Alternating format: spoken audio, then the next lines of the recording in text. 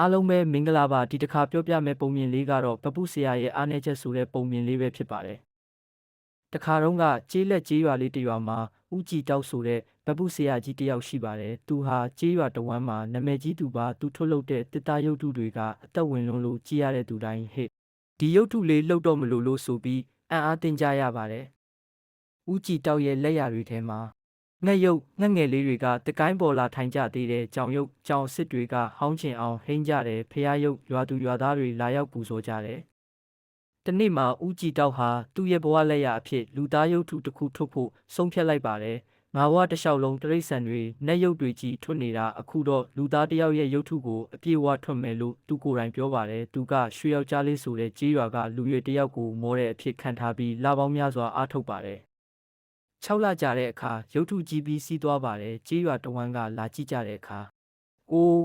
ဒီရုပ်ထုကရွှေယောက်ျားလေးနဲ့တစ်ထပ်တည်းတူတာပဲကွာမျက်လုံးတွေကအသက်ဝင်လိုက်တာလက်ချောင်းလေးတွေကလှုပ်နေမလို့ပဲကြေးရွာသူကြေးရွာသားအားလုံးကချီးကျူးကြပါတယ်ဒါပေမဲ့ဦးကြည်တောက်ကတော့ရုပ်ထုကြီးကိုစိုက်ကြည့်ရင်စဉ်းစားနေပါတယ်တ냐ဦးကြည်တောက်သူ့ရဲ့ရုပ်ထုကြီးကိုကြည့်ရင်ဒီလိုမြင်လိုက်ရပါတယ်ဒီရုပ်ထုမှာအားနည်းချက်မရှိဘူးဒါပြဿနာပဲသူ့ရဲ့အတွေးခေါ်ကိုကြေးရွာသူကြီးကမေးတဲ့အခါကြည့်ပါဦးလူသားတိုင်းမှာအားနည်းချက်တွေရှိကြတယ်ဒီရုပ်ထုမှာတော့ဘာအားနည်းချက်မှမရှိဘူးအားနည်းချက်မရှိရင်ပိုကောင်းတာပေါ့ကွာမကောင်းပါဘူးသူကြီးအားနည်းချက်ဆိုတာလူသားတွေရဲ့တဘာဝအစိတ်ပိုင်းပဲအားနည်းချက်မရှိတဲ့လူသားဆိုတာစစ်မှန်မှုမရှိဘူးဦးကြည်တောက်ဟာနောက်တစ်ပတ်ကြာတဲ့အခါရုပ်ထုကြီးကိုပြန်ပြင်ပါတယ်ဘယ်ဘက်မျက်ခွန်အနှဲငယ်ကျင်းအောင်လုပ်တယ်ညာဘက်ပခုံးအနှဲငယ်စောင်းအောင်လုပ်တယ်ခြေထောက်အနှဲငယ်ကွေးအောင်လုပ်တယ်လက်ဖွားမှာအနှဲငယ်မညီအောင်လုပ်တယ်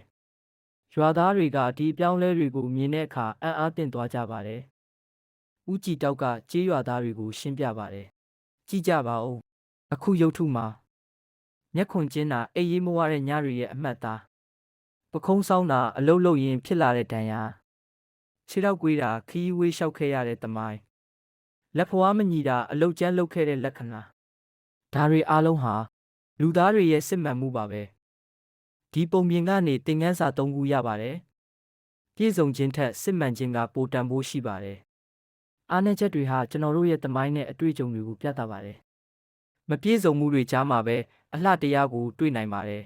။နောက်ဆုံးမှာကြေးရွာသားတွေအားလုံးကဦးကြည်တောက်ရဲ့ဉာဏ်ပညာကိုနားလည်သဘောပေါက်သွားကြပါတယ်။ဘန်းပုဆရာရဲ့အားနည်းချက်ဆိုတဲ့နာမည်နဲ့ဒီပုံပြင်ဟာကြေးလက်ကြေးရွာတွေစီကနေတဆင့်ပြန့်နှံ့သွားခဲ့ပါတယ်။ဒီပုံမြင်လေးကကျွန်တော်တို့ကိုသတိပေးပါတယ်။တင့်ရဲ့အားနည်းချက်တွေကိုဝက်မထားပါနဲ့။ဒါတွေဟာတင့်ရဲ့စစ်မှန်မှုနဲ့လှပမှုကိုဖော်ပြနေတာပါ။ပုံမြင်လေးကိုပြီးဆုံးအောင်နားထောင်ပေးတဲ့အတွက်အားလုံးကိုကျေးဇူးတင်ပါတယ်။အားလုံးကိုစိတ်နှစ်ဖြာကျန်းမာကြပါစေ။